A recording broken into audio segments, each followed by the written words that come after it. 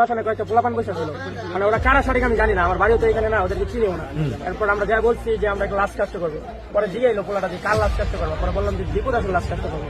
এরকম বলার পরে ওর মাথা গরম হয়ে গেল, গরম হওয়ার পরে আমাদের বলতেছে কত রায় হলো দাঁড়ায় গেছ, ওর লাস্ট নিয়ে এলে এখানে যে নিয়ে আসবো তাদেরকেও মারবো, আর যে তোরা এখন দাঁড়াইতে রয়েছ তোরা এখন যাস না, মারবো তোদেরকে এখনো যাস না, এরকম বারে বারে বলতেছে। বলার পরে আমরা এখান থেকে বেরোয় পড়ছি, বেরোয় আসার পথেও ফিরে চলে যাইতেছি, ওরা পিছন থেকে আমাদের ডাক্তার সবাই দাঁড়া দাঁড়া তোরা এসে সকলে বাইরে। আমরা এরকম বললাম যাই, যাওয়ার পর ওখানে জিজ্ঞাসা করলাম যে এখানে মানে দায়িত্ব কে আছে, পরে বললো একজন মেম্বারের কথা, মেম্বারের নাম্বার চাইলাম, বললো নাম্বার নাই, তোমরা অন্য জায়গায় চেষ্টা করো। পরে ওইখান থেকে আমরা আয়সা পড়বো, আয়সা পড়ার পথে বলতেছে যে কাল্লাস কি করবা, পরে কাল্লাস কাজটা করবা। পরে বললাম যে দীপু চন্দ্র দাসে, পরে ওর কথা শুনতেই মানে ওদের মাথা গরম হয়ে গেল।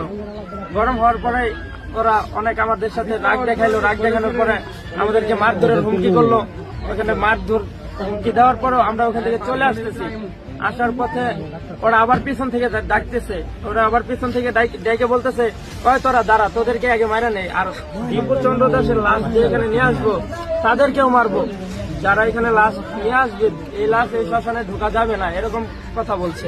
বলার পর আমাদের মারের কথা বললে আমরা ওখান থেকে আইসা পড়ি, আইসা পড়ার পথে আমরা যখন আইসা পড়তেছি তখন ওরা আবার ডাকতেছে পেছন থেকে, ডাইকা আমাদের বলতেছে যে তোরা দাঁড়া, তোদেরকে আগে মারবো। পরে এই কথা শুনে আমরা আরো তাড়াতাড়ি করে আইসা পড়তেছি, আমরা তিনজন আগে আইসা পড়ছি।